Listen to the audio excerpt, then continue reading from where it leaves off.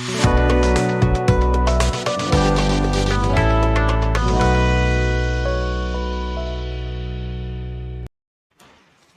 To Theni realtors. போடியில் 2 BHK வீடு சேல்ஸ்க்கு இருக்கு. இந்த வீடு ஜெயகிருஷ்ணா இன்டோர் ஸ்டேடியத்துக்கு பக்கத்தில் இருக்கு. மொத்தம் 1053 ஸ்கொயர் ஃபீட் இடத்துல 224 ஸ்கொயர் ஃபீட்ல வீடு கட்டியிருக்காங்க. ஒரு ஹால், கிச்சன், 2 பெட்ரூம் இருக்கு. இதுல ஒரு பெட்ரூம்ல மட்டும் அட்டாச் பாத்ரூம் ஃபெசிலிட்டி இருக்கு.